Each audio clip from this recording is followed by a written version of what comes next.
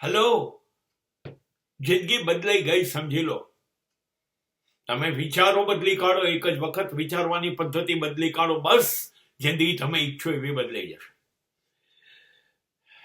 માણસ ત્યાં પહોંચે છે એના માટે એ જે શું વિચારે છે બહુ મહત્વનું છે. વિચારવાની પદ્ધતિ, સિસ્ટમ બદલી કાઢો.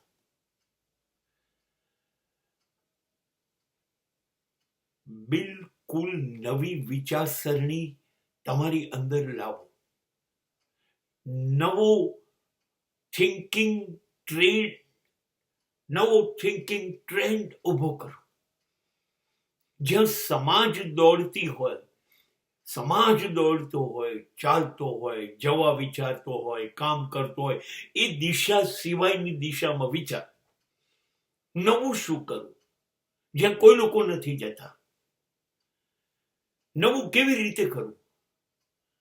એ નવ સર્જન ચીલા ચાલુમાંથી બાદ જૂની જરી પુરાણી પદ્ધતિઓથી દૂર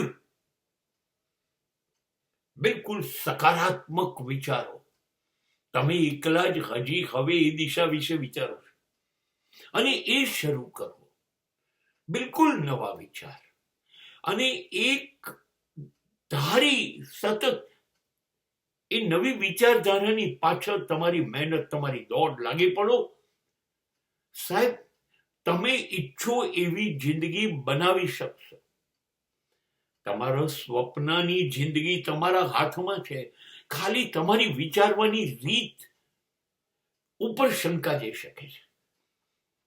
કારણ કે જો તમે નેગેટિવ વિચાર, નકારાત્મક વિચારવા થઈ ગયા, હા, તો જીવન તમે જે ઈચ્છો છો એવું નહીં કરી શકો. પણ ગમે તેટલી સ્થિતિ ખરાબ હોય, પણ જો તમે સકારાત્મક વિચારવા થઈ ગયા, પોઝિટિવ, કે હું આ તો કરવાનો જ છું ને આમ મારાથી જ થાય, હું જોઉં છું કેવી રીતે નથી થતું, આ તમારી વિચારની પોઝિટિવનેસ, હું કરીશ જ, I will do it and I can do it, I can do everything, not anything.